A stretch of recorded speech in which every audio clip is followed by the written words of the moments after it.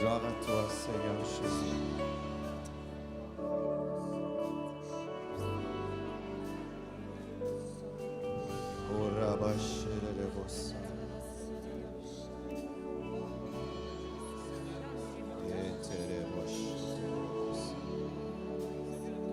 Adorons le Seigneur avec nos paroles. Adorons le Seigneur avec nos voix. Dis à Jésus que tu l'aimes. Dis à Jésus que tu es là pour lui. Dis-lui que sans lui tu ne peux rien et tu n'es rien.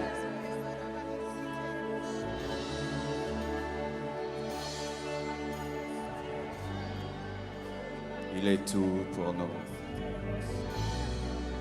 Notre rempart et notre bouclier. Il est notre citadelle.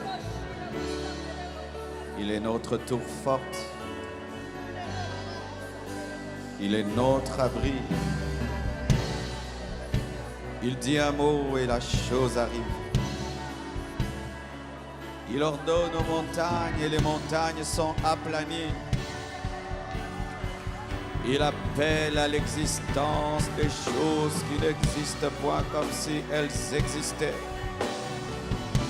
Il fraye de chemin là où il n'y en a point. Il rend possible ce qui est impossible. Il fait parler le muet, voir le sourd, l'aveugle, fait entendre le sourd, fait marcher le paralytique. Il purifie les pécheurs, enrichit les pauvres. Il restaure ceux qui sont détruits, brisés. Son nom c'est Jésus.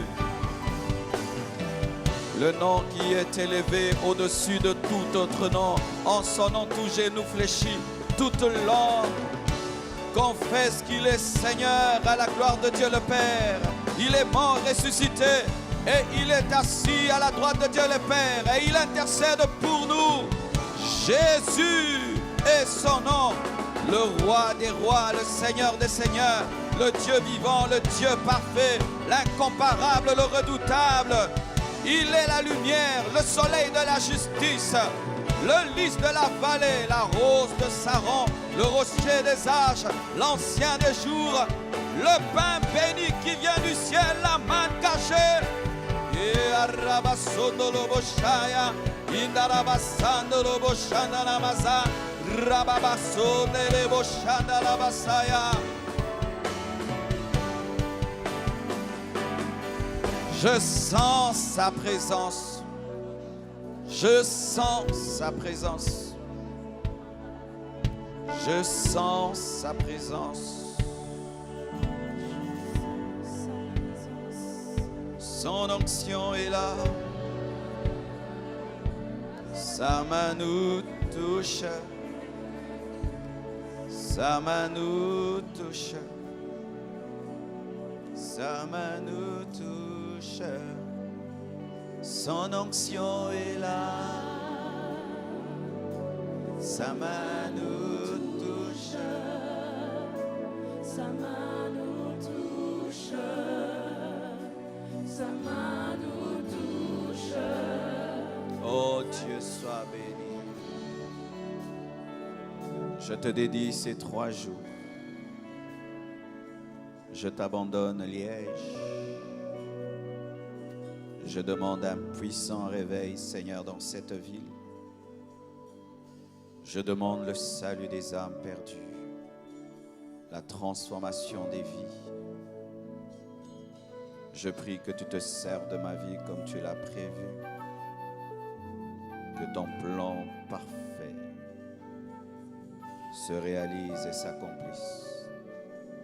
Nous paralysons, nous anéantissons tout ce qui est opposé au salut des âmes au nom de Jésus-Christ de Nazareth. Au-delà de ce que nous pensons et demandons, nous prions, Père, que tu te glorifies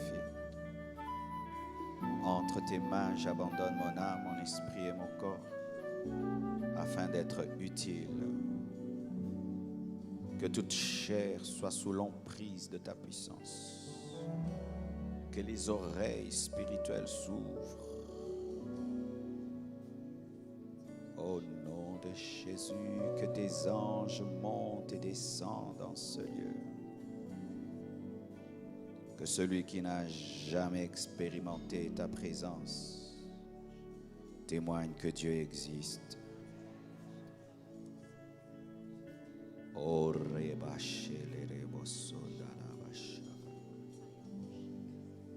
Saint-Esprit, glorifie le nom de Jésus. Glorifie le nom de Jésus.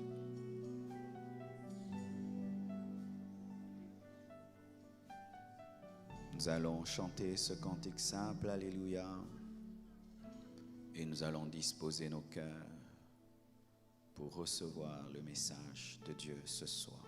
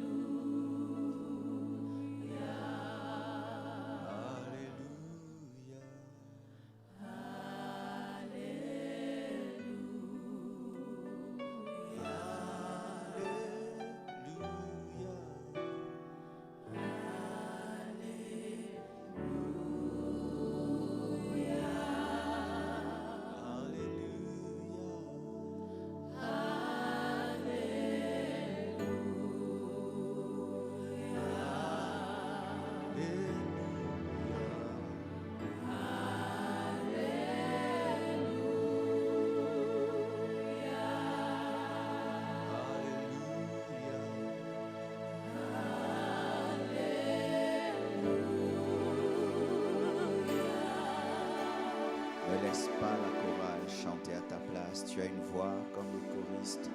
Tu dois aussi adorer ton Dieu et chanter. Tu es présent. Tu es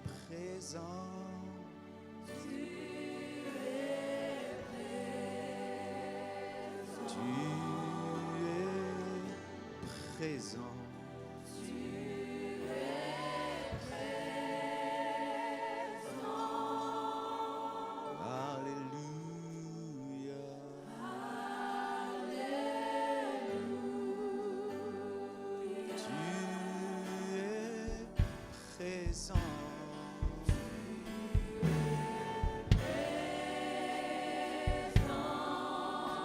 Tu es présent.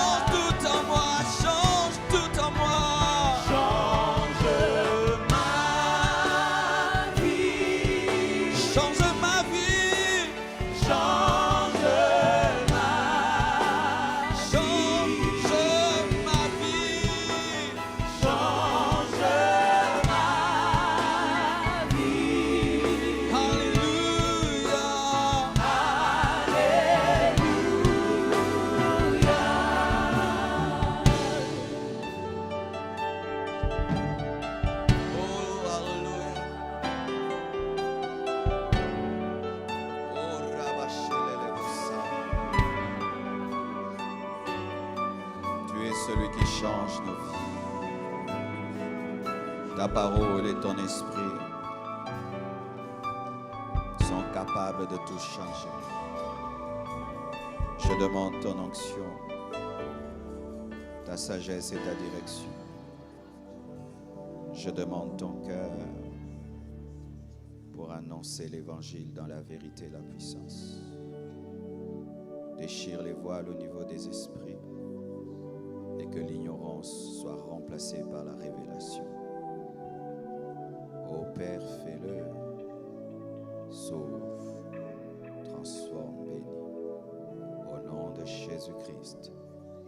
Amen. Nous acclamons le Seigneur très très fort. Acclamons le Seigneur plus fort que ça. J'aimerais entendre Liège acclamer Jésus plus fort, plus fort, plus fort, plus fort. Il est le Seigneur des Seigneurs. Il est le Seigneur de la Belgique, le roi de Liège. Et nous déclarons Liège pour Jésus-Christ. Nous déclarons et prophétisons un puissant réveil. Nous déclarons et nous prophétisons l'action du Saint-Esprit. Nous prophétisons et nous déclarons des réveils et des réveils, et encore et encore et encore. La restauration des familles, la restauration des vies. Au nom de Jésus-Christ. Amen. Aide-moi à saluer 10 personnes. Dis à ton voisin, Christ en toi, l'espérance de la gloire. 10 personnes, Christ en toi, l'espérance de la gloire.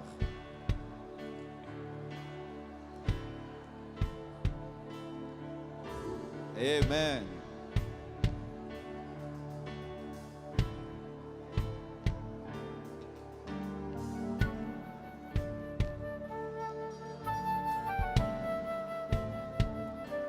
Amen. Asseyez-vous, s'il vous plaît. Merci, Cora.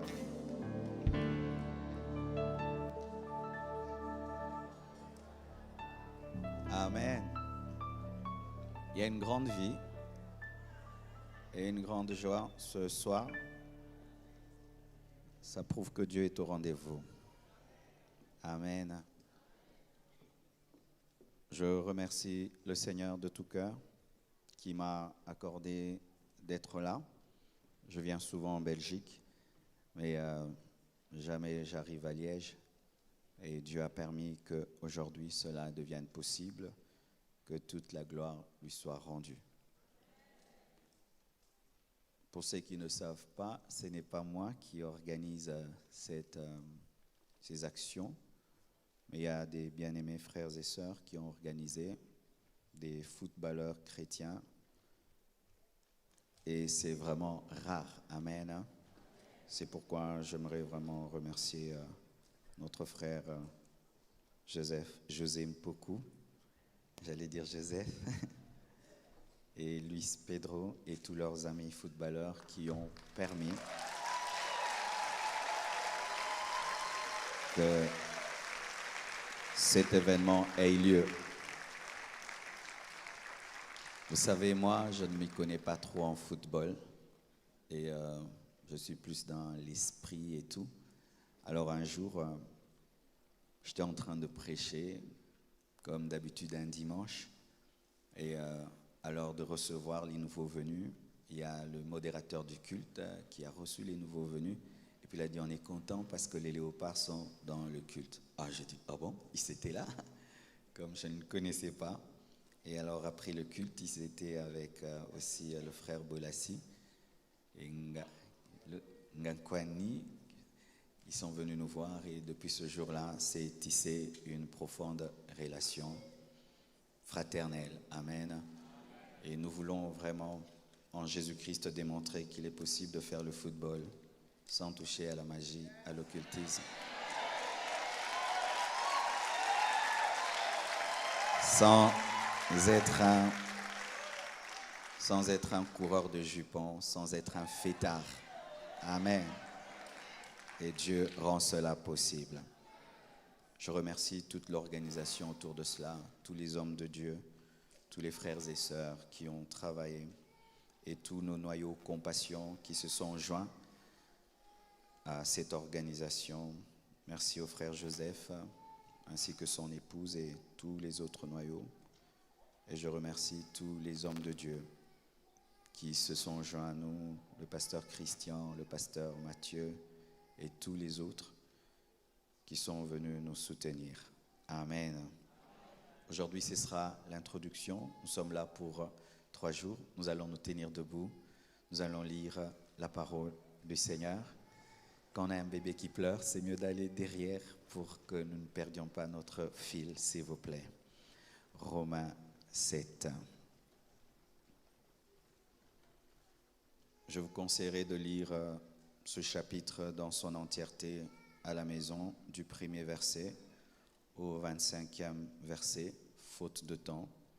Nous allons lire Romains 7 du verset 21 au verset. Commençons pour mieux comprendre. Verset 17 jusqu'au verset 25. Vous y êtes? Romains 7, 17 à 25. Et maintenant, ce n'est plus moi qui le fais, mais c'est le péché qui habite en moi. Ce qui est bon, je le sais, n'habite pas en moi, c'est-à-dire dans ma chair. J'ai la volonté, mais non le pouvoir de faire le bien. Car je ne fais pas le bien que je veux, et je fais le mal que je ne veux pas. Et si je fais ce que je ne veux pas, ce n'est plus moi qui le fais, c'est le péché qui habite en moi. Je trouve donc en moi cette loi. Quand je veux faire le bien, le mal est attaché à moi. Car je prends plaisir à la loi de Dieu selon l'homme intérieur. Mais je vois dans mes membres une autre loi qui lutte contre la loi de mon entendement et qui me rend captif de la loi du péché qui est dans mes membres. Misérable que je suis, qui me délivrera du corps de cette mort? Grâce soit rendue à Dieu par Jésus-Christ notre Seigneur. Ainsi donc moi-même, je suis par l'entendement esclave de la loi de Dieu et je suis par la chair esclave de la loi du péché. Que Dieu bénisse sa parole. Asseyez-vous, s'il vous plaît. J'ajoute ce verset de Romains 8, versets 1 à 2. Il n'y a donc maintenant aucune condamnation pour ceux qui sont en Jésus-Christ.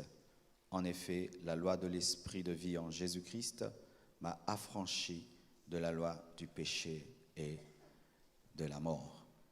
Alléluia.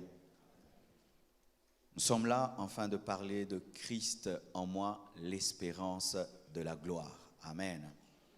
Et la gloire a plusieurs significations. Lorsqu'on parle de la gloire, on peut parler de la présence de Dieu. On peut parler du paradis.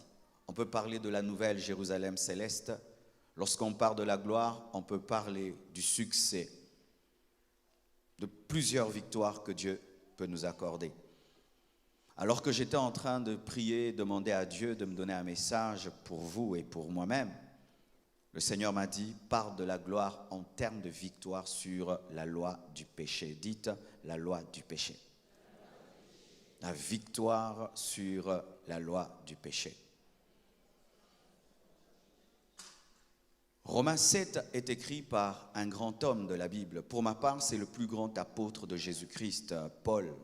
C'était un grand érudit et avant sa conversion, c'était un homme qui était versé dans la loi juive. C'était un homme pieux. Jésus-Christ ne l'a pas trouvé dans une boîte de nuit. Jésus-Christ ne l'a pas trouvé avec une prostituée. Jésus-Christ ne l'a pas trouvé dans le péché selon nous.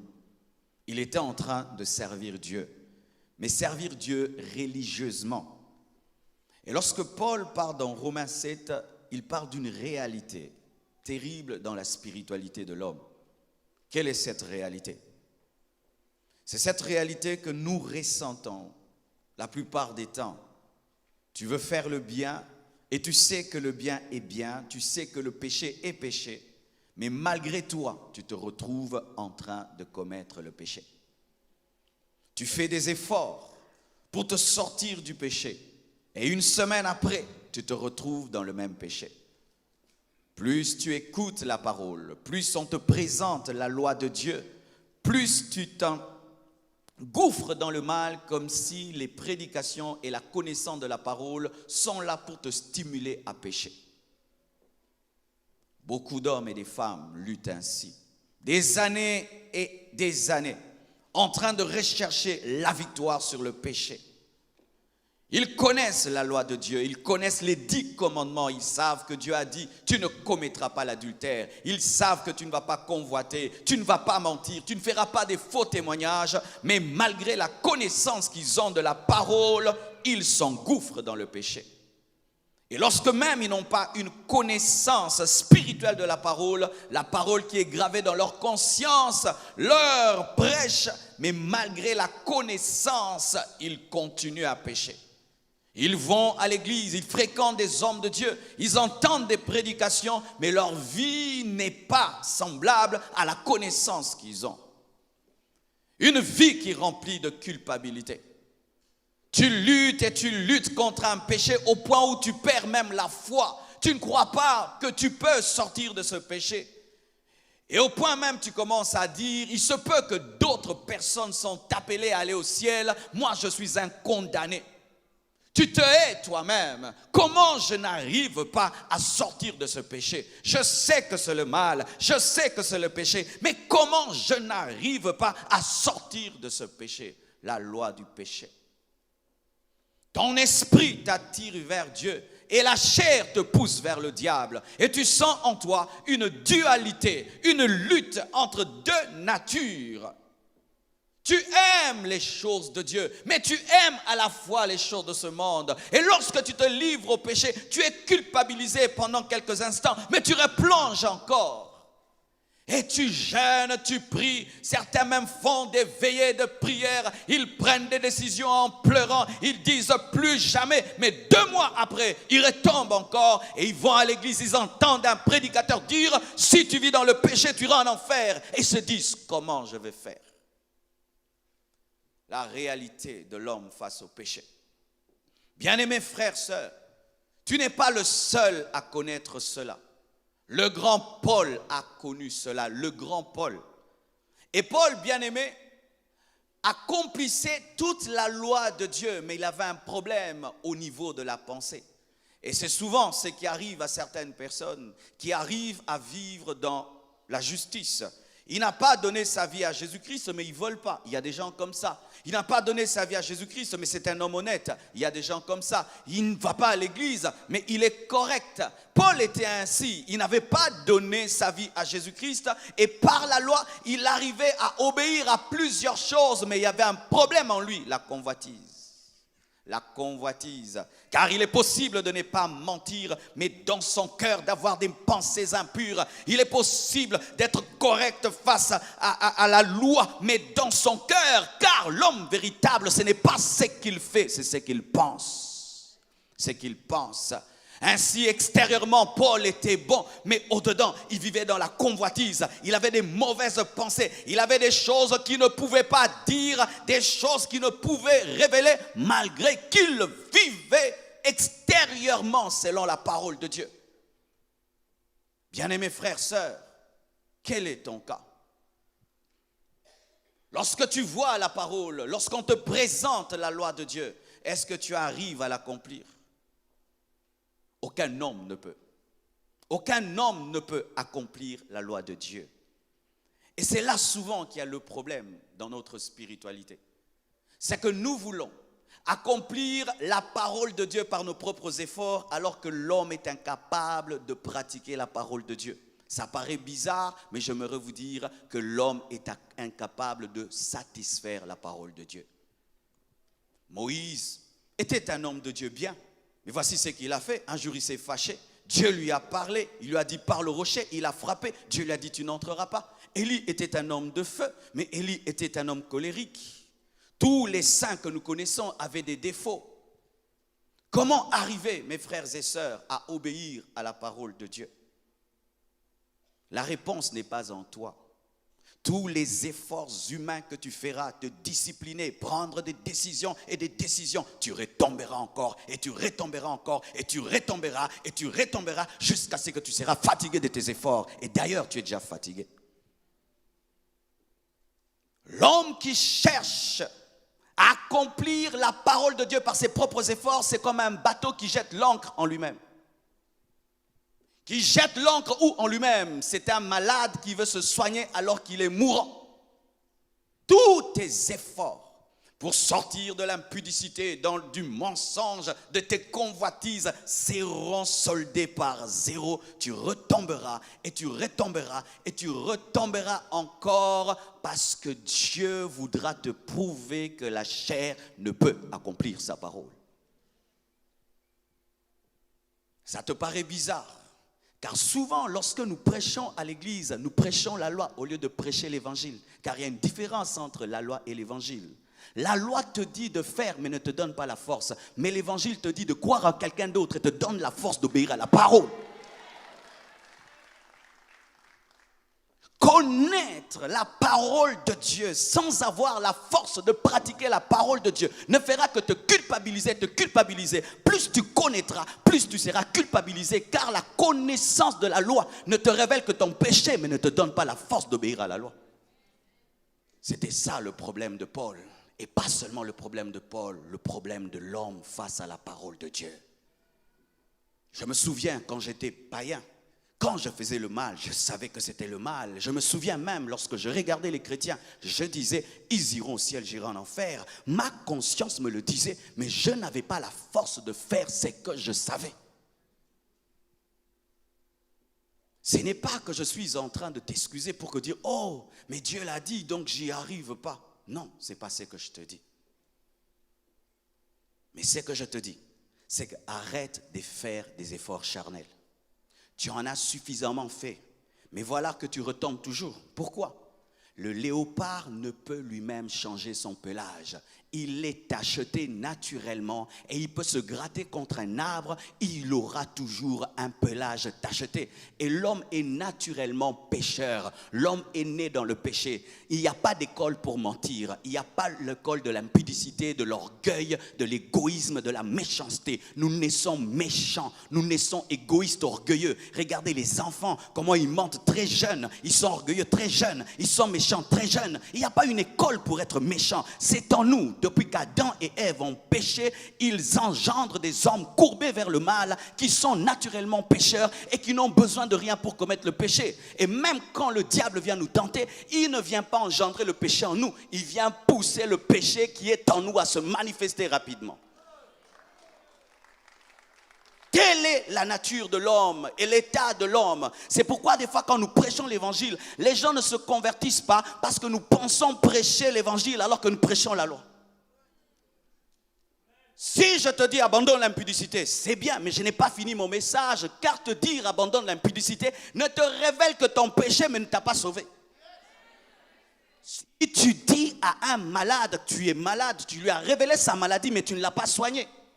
Jésus n'est pas venu révéler la maladie du monde. Il est venu pour soigner, guérir, libérer, transformer. Et c'est ce qu'il fera ce soir.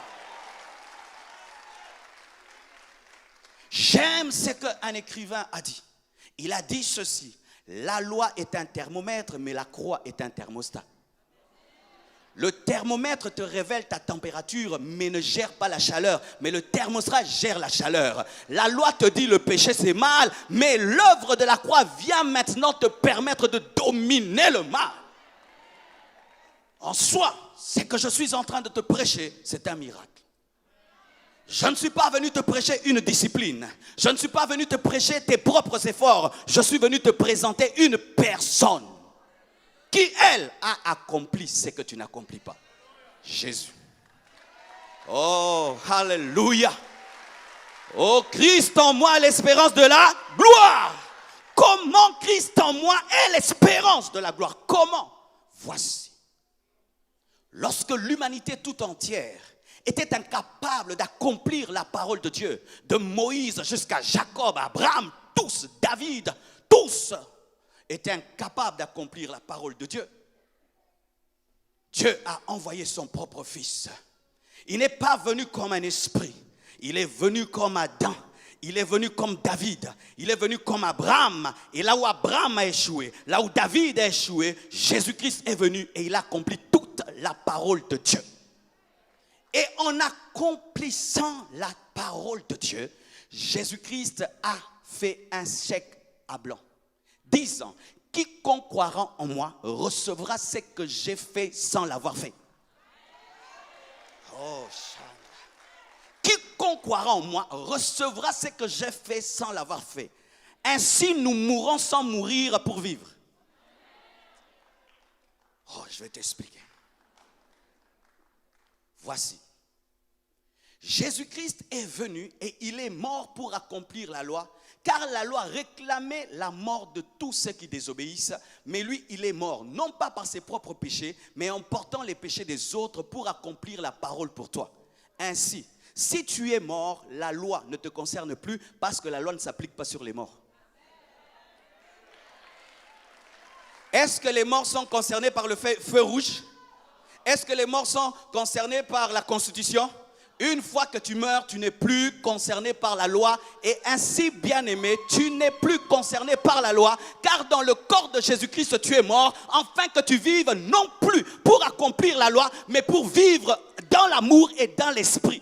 Ainsi, je ne cherche plus à accomplir la loi, mais je cherche seulement à vivre avec Christ. Mais si je vis avec Christ, j'accomplirai directement la loi. Car celui qui accomplit la loi est en moi.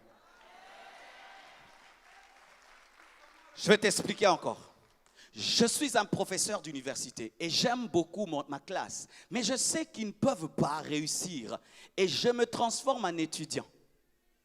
Afin qu'ils puissent réussir à mon examen. C'est moi qui donne l'examen et je suis celui qui triche pour eux sans tricher pour eux.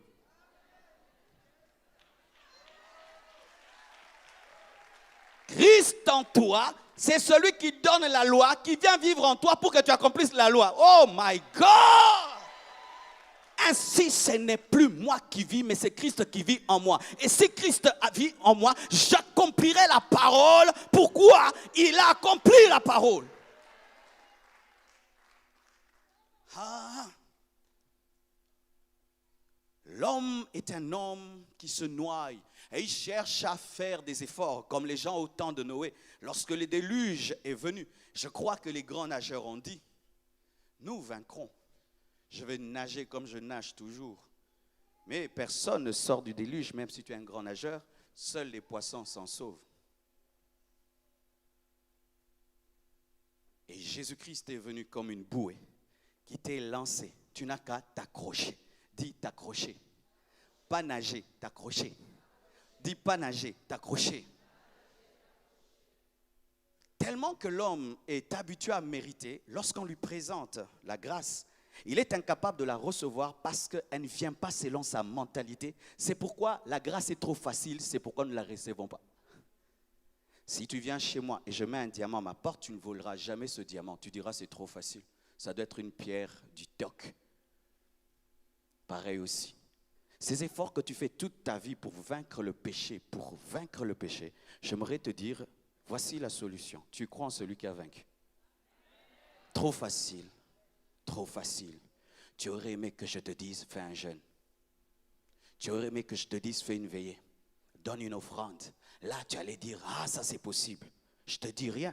Tu n'as qu'à croire en celui qui a accompli la parole, que lorsqu'il mourait, tu mourrais avec lui. Et automatiquement, ce qu'il a fait devient à toi et quelque chose se produit. Le Saint-Esprit de Dieu entre dans ton esprit et te donne la force. C'est que la loi ne donnait pas. La loi te dit ne fais pas sans t'aider. Mais la grâce vient et t'aide à faire ce qu'elle te dit. Pourquoi? Dieu te permet d'avoir son esprit en toi. Christ en toi, c'est le Saint-Esprit en toi. Ainsi, mes frères et sœurs, par rapport à l'impudicité, je ne fais pas des efforts. Je me retrouve en train de vaincre l'impudicité et je ne suis plus attiré. C'est mort en moi. Ça ne réagit pas. Ce n'est pas que je dis, oh Dieu, oh Dieu, oh Dieu, oh Dieu, oh Dieu. Non, je ne sens rien. Mais avant tu es, oh Dieu, oh Dieu, oh Dieu, elle m'a résisté devant cette belle femme, cette belle femme. Maintenant quand tu regardes, oh quelle belle créature du Seigneur, gloire à Dieu. Oh, give me amen, give me amen, give me amen, give me amen. Je te dis que ça arrive. C'est vrai et c'est vrai et c'est vrai. Bien-aimé, j'ai 11 ans de mariage. Je n'ai jamais donné un bisou bizarre à une femme. Je n'ai jamais fait un clin d'œil bizarre à une femme. Et je n'ai jamais envoyé un cœur sur WhatsApp à une femme, seulement à ma femme. Comment j'arrive à le faire? C'est parce que ce n'est plus moi qui vis, mais c'est Christ qui vit en moi. Et je vous dis que ce miracle est possible. Et je ne fais pas des efforts. La nature de Christ est en moi. Est-ce que tu fais des efforts pour être un homme? Tu as la nature d'un homme. Est-ce que je dois faire des efforts pour avoir une grosse voix? Comme je suis un homme, j'ai une grosse voix. Et comme j'ai Christ en moi, je vis dans la sainteté. C'est une nature divine qui m'est donnée. Si on m'avait prêché ces choses très tôt, j'aurais fait moins d'efforts. J'aurais moins souffert. J'aurais moins souffert. Je me souviens au début de ma vie chrétienne, j'ai voulu me sanctifier par mes efforts, mais il fallait voir. J'étais tout le temps dit, au nom de Jésus, au nom de Jésus, au nom de Jésus. J'ai juste de mauvaises pensées, au nom de Jésus, au nom de Jésus, Seigneur, pardonne-moi, au nom de Jésus, au nom de Jésus. J'étais comme quelqu'un qui était suivi par des abeilles, par des mouches. Et tu vois, quand une brebis est suivie par des abeilles, elle souffre de folie, elle finit par se cogner sur des pierres pour chasser les mouches, mais les mouches ne meurent pas, mais sa tête qui s'abîme.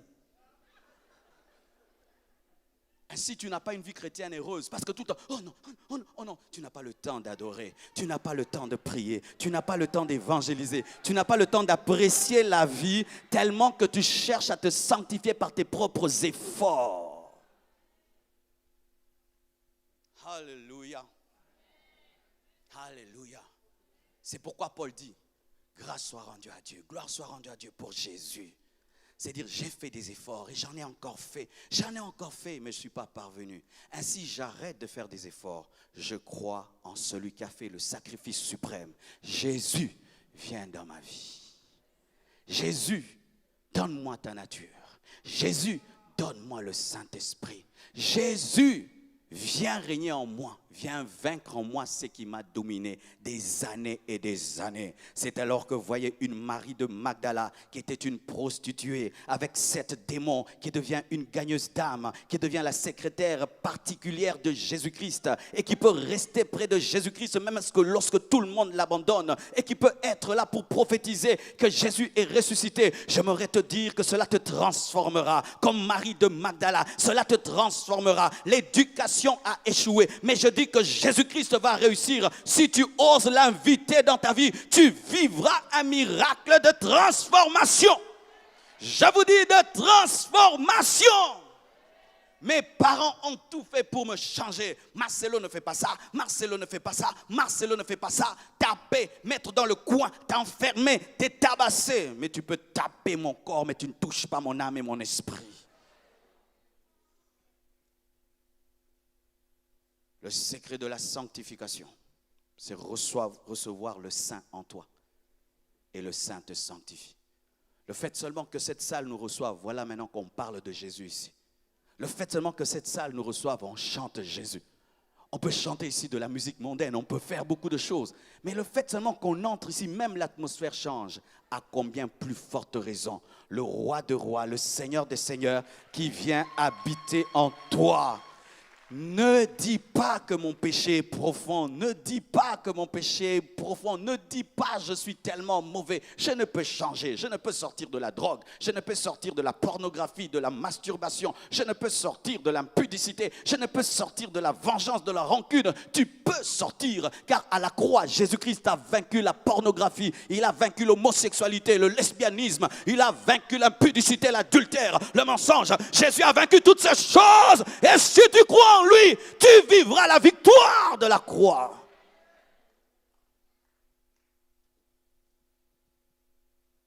Mais il y a des gens qui sont en train de dire ici, pasteur, moi je l'ai déjà reçu, mais je suis aussi toujours dans des péchés. Pasteur, moi je l'ai reçu dans ma vie comme Seigneur et Sauveur, mais je ne vis pas ce que tu prêches. Je continue à lutter aussi contre le péché. Je continue à être dominé par le péché. J'ai toujours des mauvaises pensées. J'ai toujours des mauvaises pulsions. Mais je prie, je suis chrétien. J'ai le Saint-Esprit, Dieu me parle, je suis enfant de Dieu. Je sais que je le suis. Je ne suis pas un inconverti. J'ai reçu Jésus. Mais je vis ce problème. Comment cela? Voici la réponse du Seigneur. Lorsque Christ vient entrer dans ta vie, il ne vient pas pour être dans les périphéries de ta vie. Il vient pour être au centre. Beaucoup, vous l'avez reçu. C'est vrai, mais vous avez laissé Christ dans les recoins de vos vies, mais pas au centre. Et qu'est-ce qui arrive avec un rayon? Le rayon d'un vélo. Lorsque le centre n'est pas le centre et que les rayons doivent converger vers le centre, mais le centre est un peu décentré, ce qui était un cercle devient ovale, et quand la roue devient ovale, qu'est-ce qui arrive? Les rayons se brisent. Pourquoi? La force n'est pas équitablement répartie sur le pneu. Tu as reçu Jésus, mais tu l'as reçu seulement pour ta guérison. Tu as reçu Jésus, tu l'as reçu seulement pour qu'il bénisse ton travail, ta carrière, ta profession. Tu as reçu Jésus, tu l'as reçu seulement pour qu'il te protège. Tu as reçu Jésus, tu l'as reçu seulement pour que tu n'ailles pas en enfer. Mais est-ce qu'il est devenu ton Seigneur, le centre de ta vie? Est-ce qu'il est ton Seigneur? Est-ce qu'il est au centre de ta vie? Oui, tu l'as reçu. Est-ce qu'il est le centre? Ne te précipite pas de dire qu'il est le centre. Voici quelques questions. À qui penses-tu en premier le matin quand tu te réveilles? Qui est en premier? Le travail? Alors c'est le travail qui est ton Seigneur. L'argent? C'est l'argent qui est ton Seigneur. Lorsque tu as mis Jésus-Christ au centre de ta vie, quand tu te réveilles, tu penses à lui en premier. Tout ce que tu fais, ton travail, ta profession, ta carrière, tout converge vers Jésus. Tous les rayons vont vers Jésus. Qui est la personne la plus importante de ta vie? C'est toi-même. C'est toi-même. Tu es enflé d'orgueil. Tu es rempli d'égoïsme. Tout c'est toi, c'est toi, c'est toi, c'est toi. Il n'est pas au centre. Et comme il n'est pas au centre, tu ne sais pas bénéficier de sa vie. Non pas parce qu'il n'a pas la puissance, mais parce que tu l'as mal placé.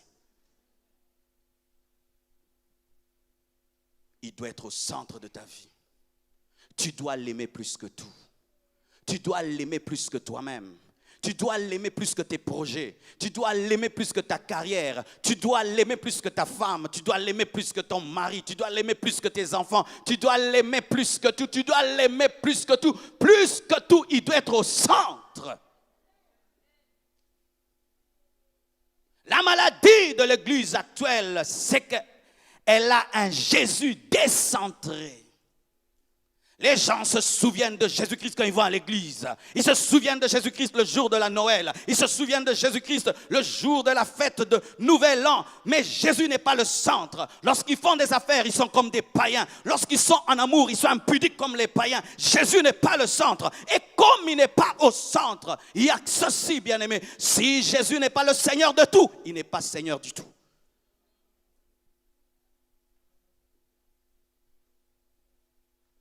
Qui penses-tu tout le temps? À Jésus ou à toi-même? À qui penses-tu? Tu m'invites chez toi et tu dis je t'épouse.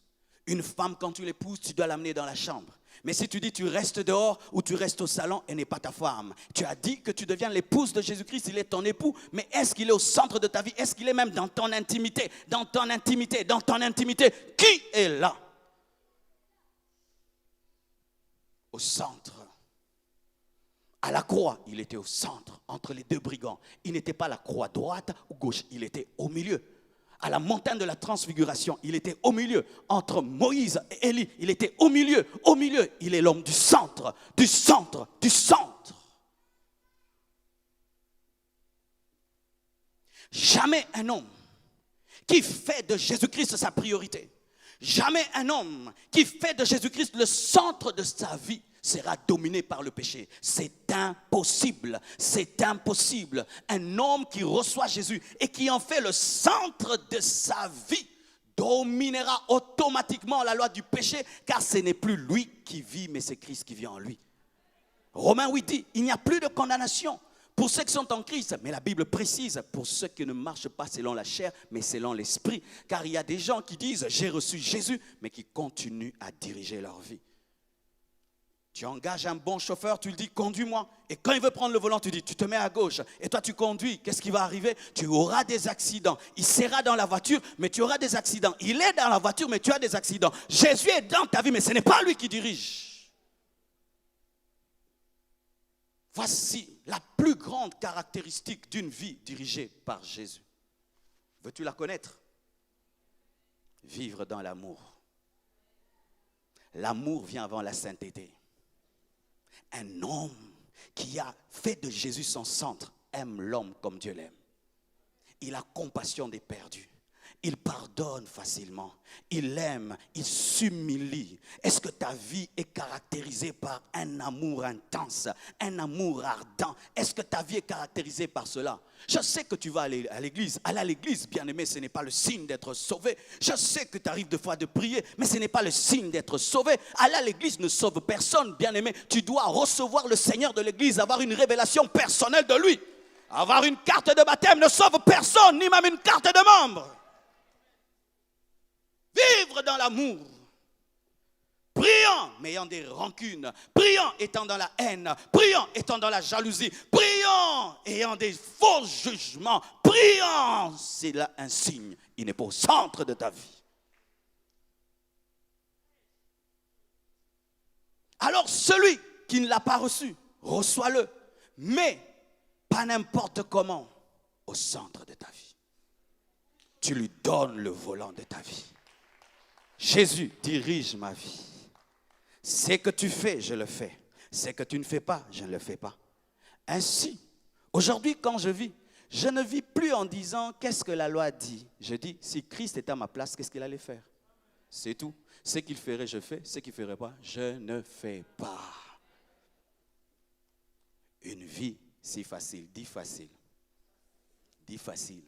Oui, j'aimerais entendre davantage les gens dire que la vie chrétienne est facile. Dis facile. Parce qu'on nous prêche tellement que la vie chrétienne est difficile. Archi faux, bien-aimé.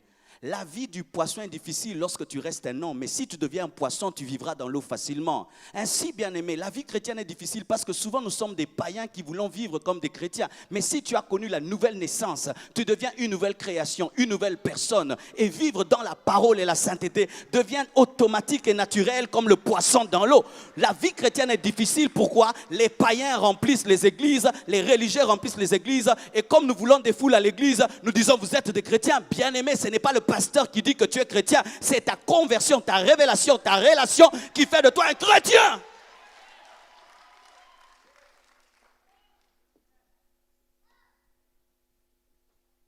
Alléluia. Je termine en disant ceci. La Bible dit mon peuple périt parce qu'il lui manque la connaissance. J'entre dans un laboratoire. J'y travaille pendant longtemps jusqu'à trouver un remède, un vaccin. Et je le présente au monde et je dis, pour cette maladie, voici le remède.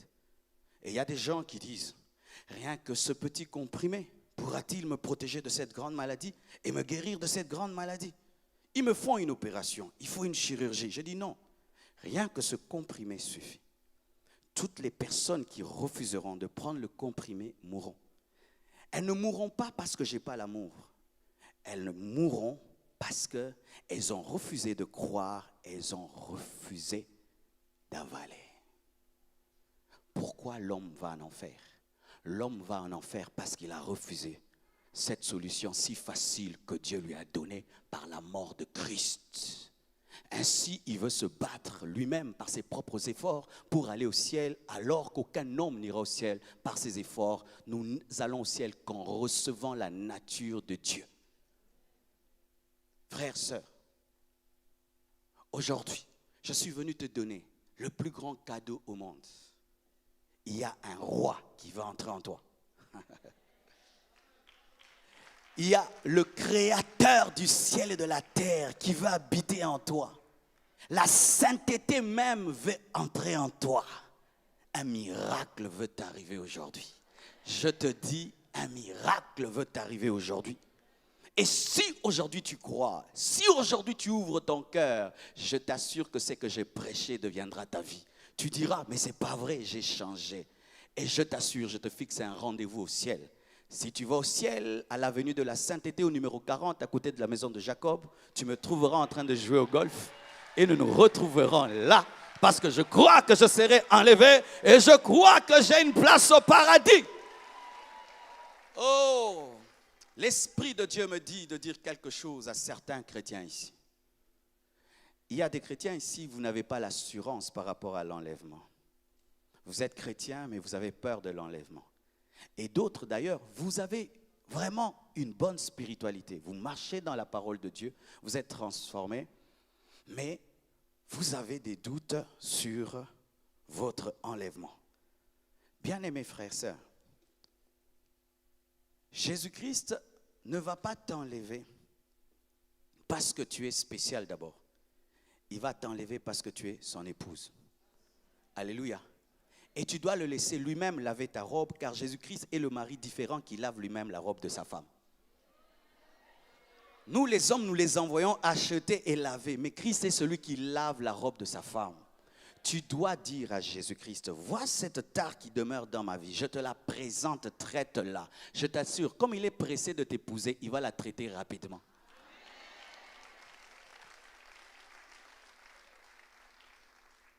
Quand j'ai compris ces choses, bien-aimés, j'ai reçu la paix, l'assurance. Si on me tue maintenant, je sais où je vais. Si je meurs maintenant, je sais où je vais. Si le son de la trompette sonne maintenant, je sais que j'irai au paradis. Le brigand qui était à côté de l'homme du centre, il n'avait même pas prêché l'évangile, ni reçu le baptême. Il a seulement cru en Jésus-Christ, il a demandé d'aller au paradis. Et Jésus lui a dit, nous nous retrouverons. À combien plus forte raison, toi, tu as reçu ton baptême, tu as prêché l'évangile et tu as persévéré malgré les tentations et les épreuves. Sois dans l'assurance et de la paix. Tu as une place au ciel. Et je vous assure, un chrétien qui a l'assurance d'aller au ciel vit bien sur terre. Il vit bien sur terre. Ainsi, je fais un appel aux personnes qui luttent avec le péché, mais qui n'ont pas reçu Christ, mais aussi un appel à ceux qui ont donné leur vie à Christ, mais qui ne l'ont pas placé au centre de leur vie. Voici le simple message que Dieu m'a donné en ce premier jour. Prions le Seigneur. Tenons-nous debout.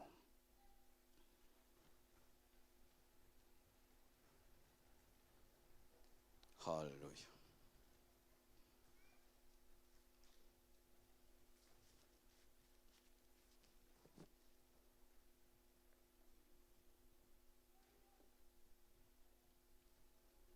I surrender all to you. Everything I give you.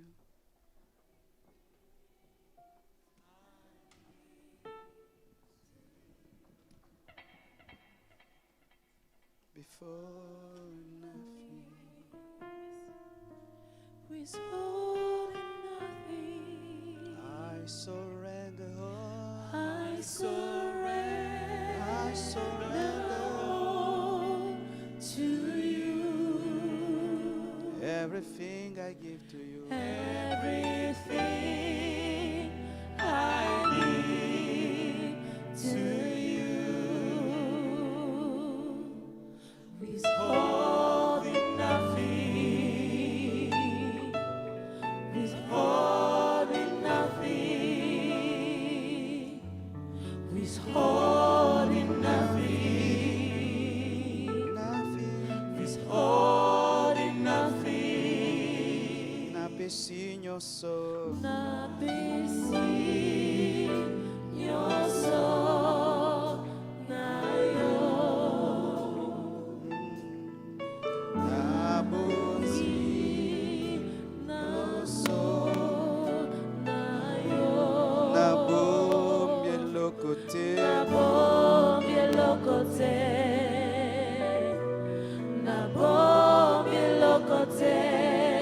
Alléluia.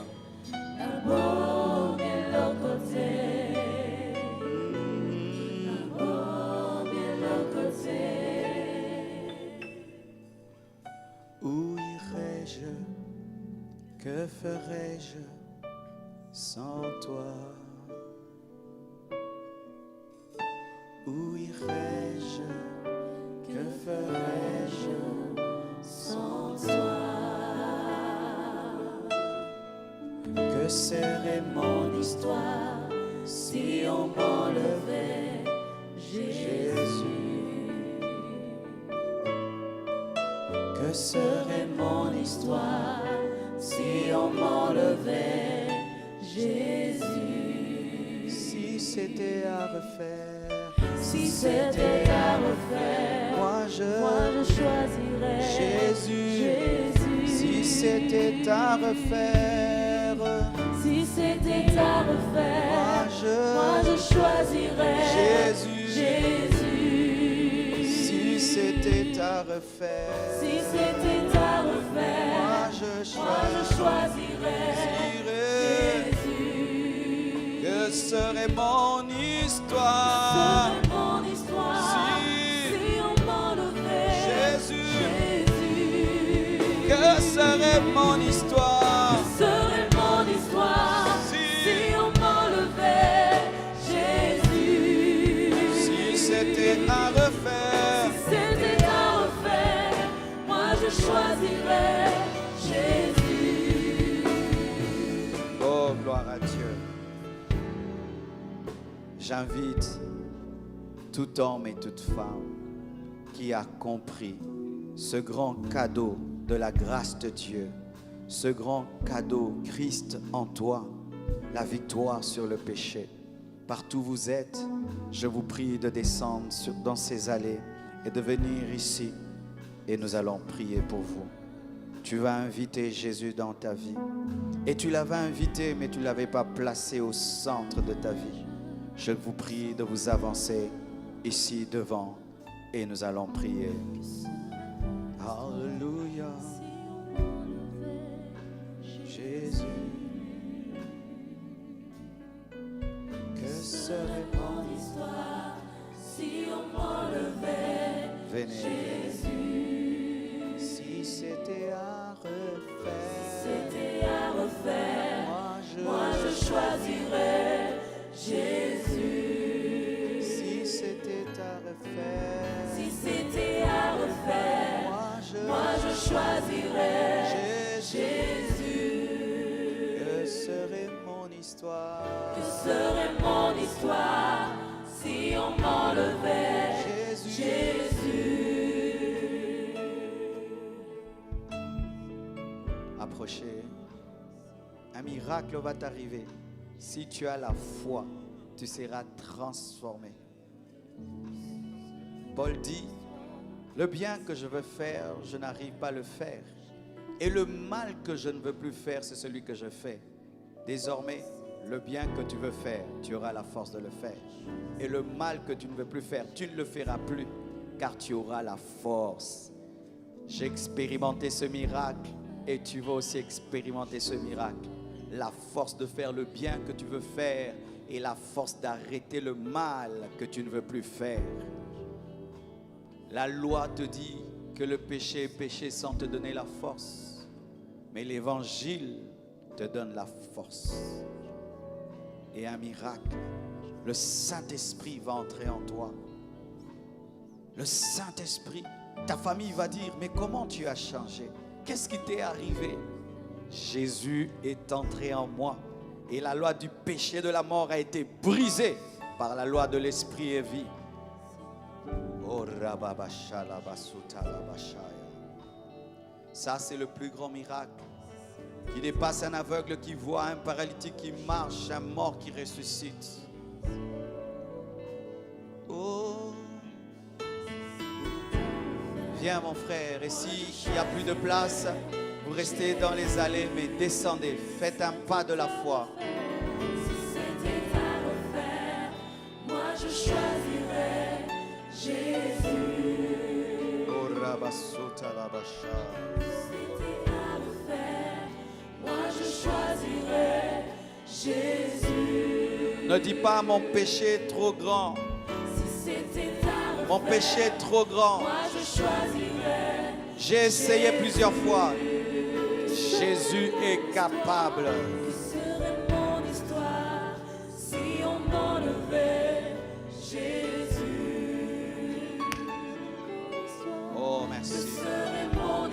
J'invite même les chrétiens qui n'ont pas placé Christ au centre de leur vie. Au centre de ta vie, c'est toi-même. Ce sont tes projets, c'est l'argent, la recherche du matériel. Mais Jésus n'est pas au centre de ta vie. Viens aussi. Tu vas à l'église, mais Christ n'est pas le centre de ta vie. C'est le monde, c'est toi-même, c'est ton ego. Viens également. Si c'était à refaire, Alléluia. Si c'était à refaire, Alléluia.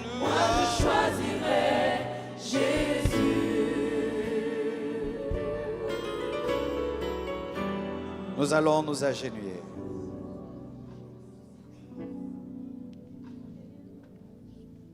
Alléluia. S'il y a devant quelqu'un où il faut plier facilement ses genoux, c'est devant Dieu. Devant Dieu. Il y a des gens qui plient leurs genoux devant des femmes, devant des hommes, mais qui ont du mal à plier leurs genoux devant Dieu. Quelle abomination.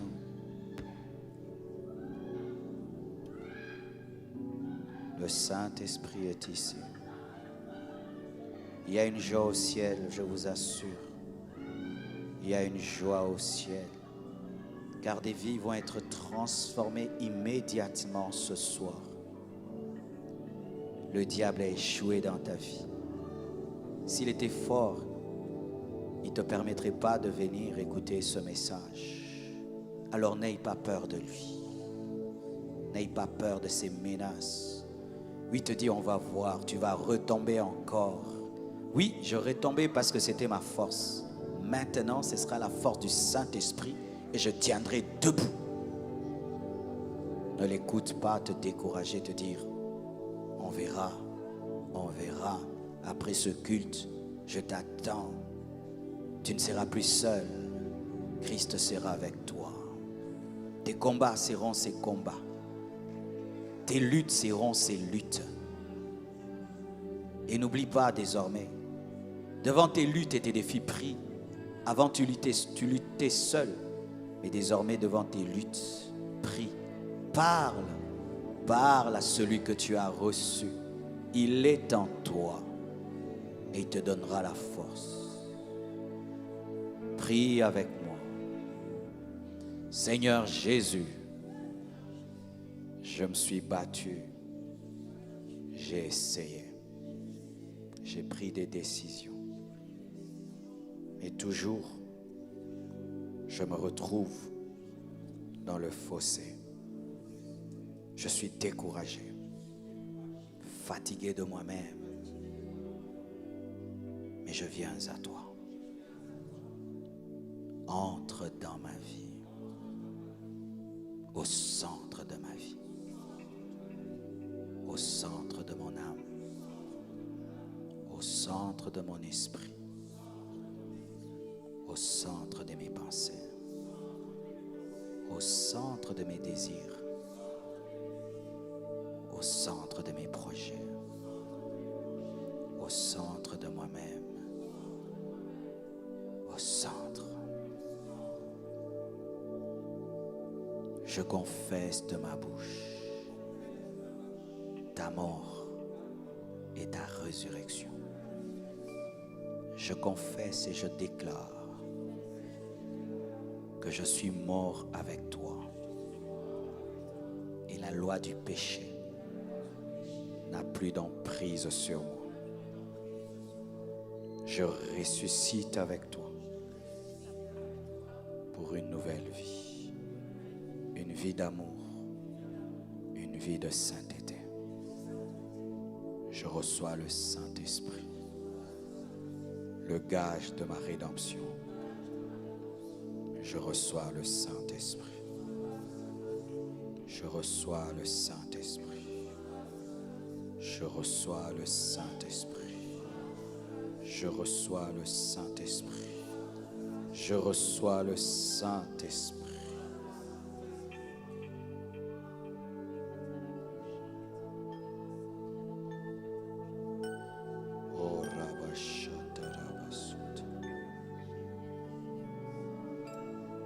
Sotorobosh.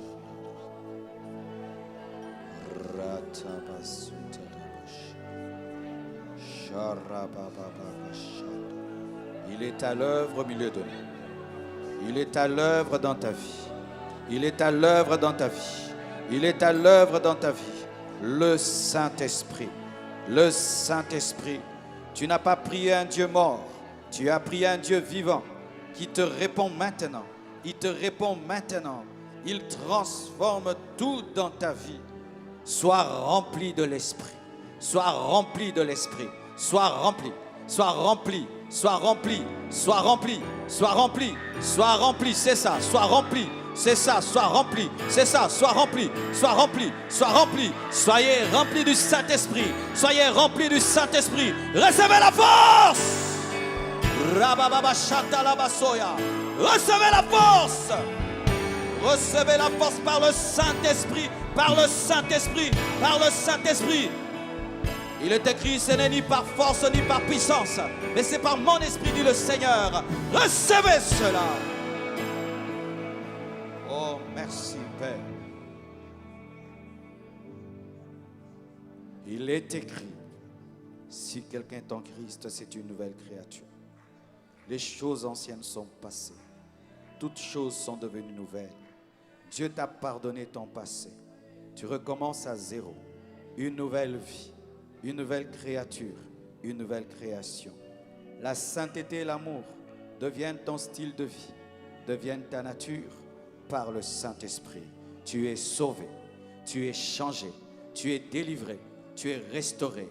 Au nom de Jésus-Christ de Nazareth, nous acclamons le Seigneur. Acclamons le Seigneur, tenez-vous debout.